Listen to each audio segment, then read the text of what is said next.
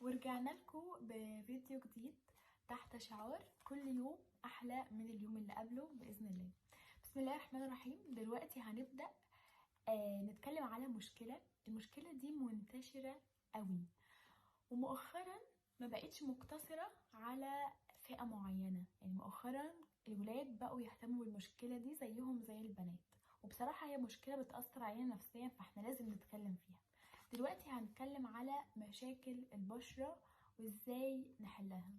النهاردة الفيديو ده هيبقى مقتصر على ان احنا هنتكلم على 4 فيتامينز ونقصهم ازاي بيأثر على البشرة وازاي نحل المشكلة دي. طيب، بسم الله. هنبدأ أول حاجة بأول فيتامين معانا وهو الحديد. الحديد بيعمل ايه؟ الحديد بيوصل الأكسجين لخلايا الجسم ومنها خلايا البشرة. فلو الحديد نقص معنى كده ان الأكسجين مش هيوصل لخلايا البشرة بتاعتي. طيب، ايه الأعراض اللي هتظهر على بشرتي؟ لو الأكسجين ما وصلش للبشرة، البشرة هتبقى باهتة جدا، يعني ما فيهاش دموية كده، وكمان هتفقد الجلو بتاعها، يعني مش هتبقى فيها اشراق كده ونضارة، لا، وكمان هيبقى فيه غمقان تحت العين. طيب، المشكلة دي اقدر احلها ازاي؟ ان انا اعوض الفقد اللي مش موجود في جسمي. طب ازاي؟ ان انا اخده في الاكل. اشهر حاجة فيها حديد هي ايه؟ بالظبط الكبدة اكتر حاجة مشهورة ان هي فيها حديد. طيب، لو حد فيجيتيريان يعني ما بياكلش لحوم، يعمل ايه؟ عادي، مفيش مشكلة. هتاخد ايرون سبلمنت من بره، واصلا ايرون سبلمنت يعني مالية السوق. طب هعمل ايه تاني؟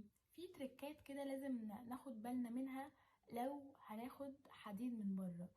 اول حاجة ان انا اخده مع فيتامين سي، لان فيتامين سي بيعزز امتصاص الحديد. وكمان بعد الاكل ما ينفعش اشرب شاي ولا قهوة. انا عارفة ان الموضوع ده هيضايق ناس كتير قوي، لان انا في عيلتي شخصيا ناس كتير جدا لازم اول ما الغدا يخلص معلش الشاي ما بيقدروش كده غير لما يحبسوا ب50. لا، معلش تعالوا على نفسكم شوية، اشربوا شاي. انا بحب الشاي وهشربه والله، بس نأجل شوية، يعني على الاقل ساعتين على ما يكون على الاقل الحديد امتص. ليه بقى؟ لان الشاي والقهوة فيهم مادة بتمنع امتصاص الحديد، فبالتالي خدته زي ما خدتوش. طيب، تاني حاجة هي الأوميجا 3. ازاي الأوميجا 3 نقصه بيأثر على البشرة؟ أول حاجة البشرة هتحس إن هي بشرة عجوزة كده، يعني واحدة، لو شفتي واحدة أو واحد بقى، لو شفتي بشرته تحسي إن هو شخص يعني مكبراه. تحسي إن هو عنده 29 سنة وهي في الحقيقة أو هو عندهم مثلا 23، بس الشكل باين ان البشره بتاعته كبيره وبقى فيها تجاعيد. ده بسبب ايه؟ الاوميجا 3 لو نقص هيعمل الحاجات دي. ممكن يعمل قشور، القشور دي ممكن تبقى بسيطه او قشور كبيره يعني. طيب، ممكن يعمل ايه تاني؟ البشره مش هتكون مشدوده، وكمان الدهون مش هتكون متظبطه في اماكنها المفروض تبقى في الوجه. مثلا الدهون المفروض تبقى، بص فين هنا، لا لو حد عنده اوميجا 3 قليله بص هيبقى الخد ساقط كده، يبقى كده، هتبقى بجد دي هنا كده، هتبقى كده. يعني مش كده بقى عشان كده هتبقى كتير جدا، لا هتبقى بجد ساقطه هنا، وهتحسوا ان بشرته عامله كده. فالناس اصلا لما بتكبر مع السن بشرتها بتعمل كده. فده يعني اوميجا 3 يعني بشرتك كبرت في السن، فاحنا لازم ناخد اوميجا 3 لو احنا عندنا اي من الاعراض دي. طيب، انا هاخد بقى، عايزه احل المشكله دي ازاي؟ هاخدها برضو في الاكل. ايه الاكل؟ سمك طبعا، مكسرات وبذور. تمام. تالت حاجة ودي أشهر حاجة معروفة عن السبلمنت بتاعة البشرة وهو فيتامين سي. فيتامين سي مهم جدا لنضارة البشرة والإشراقة بتاعة البشرة. طب لو فيتامين سي نقص في جسمي ايه اللي يحصل؟ لو فيتامين سي نقص في الجسم هلاقي الجلد بقى رفيع. عارفين كده لما تشوفوا ناس تحس انه الشرايين الأوردة باينة تحت بشرتهم، تحت الجلد بتاعهم، من كتر ما جلدهم رقيق كده، تحس انه لو كده لا اي تعويرة بجد هتبوظ الدنيا. هو الناس دي الفيتامين سي بيبقى جلده رفيع، علشان كده لما بيقولك مثلا تعالي نعمل حقن نضاره واشراق ومش عارفه ايه، بيبقى اصلا بيحقنوا فيتامين سي. ليه؟ لان فيتامين سي لو بنسبه كويسه هيخلي الجلد سميك، وبالتالي هيكون مشدود وشكله احلى، وهيدي اشراقه ونضاره للبشره تحفه، كلنا طبعا محتاجينها. طيب ايه تاني؟ لو النقص الفيتامين سي في الجسم لو نقص، ايه اللي هيحصل؟ مش هستفاد بالكولاجين اللي عندي، لان الكولاجين عشان يبقى موجود كده في البشره وشكله حلو لازم محتاج نسبة فيتامين سي نورمال طبيعية مش ناقصة. طب احل الموضوع ده ازاي؟ الحاجات الاكل بقى يعني اللي فيه فيتامين سي، مثلا الجوافة والفلفل الرومي، يا اما اخده من بره كومبلكس فيتامين سي. تمام. كمان فيتامين سي لو قل هيبقى فيه صعوبة في التئام الجروح. يعني لو حد اتعور تعويرة، والمفروض ان التعويرة دي مثلا يعني هتاخد لها يومين 3 ماكسيمم اسبوع وتكون خلاص بقت كويسة جدا، لا. لو عندك فيتامين سي هتلاقي صعوبة في التئام الجروح، هتلاقي فيه تشققات في الشفايف وفي اللثة كمان، وساعات بتنزف. فاحنا في الموضوع ده لازم ناخد فيتامين سي كومبلكس من بره. طيب رابع فيتامين وهو الزنك. طيب الزنك مهم ازاي للبشرة؟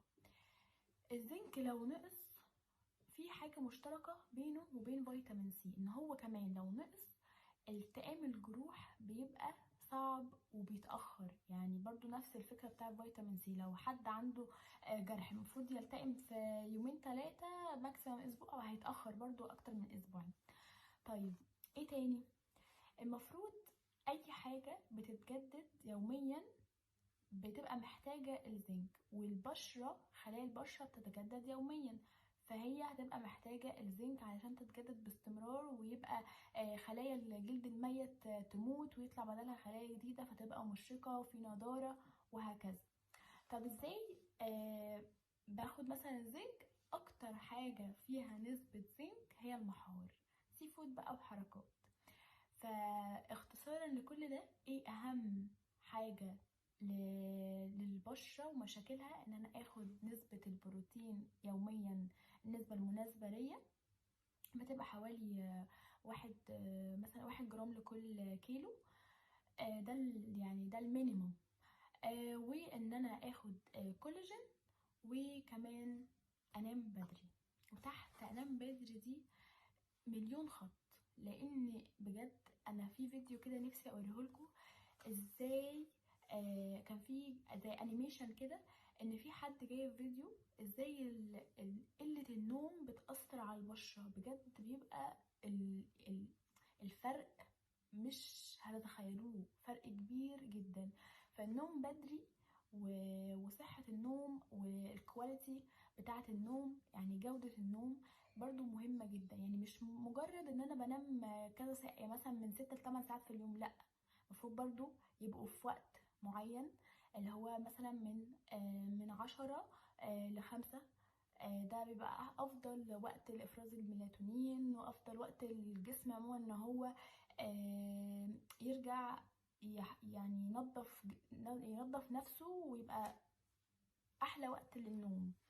طيب تالت، طب انا يا دكتور ممكن اكون باخد كل ده وبعرف يعني موازنة بين اكلي وباخد كل الفيتامينز، واكلي سي فود على بروتين وعلى كذا وكذا وكذا والفواكه، وفي نفس الوقت ممكن تاخد كمان سبلمنت من بره، وفي نفس الوقت عندي برضو نفس المشاكل دي؟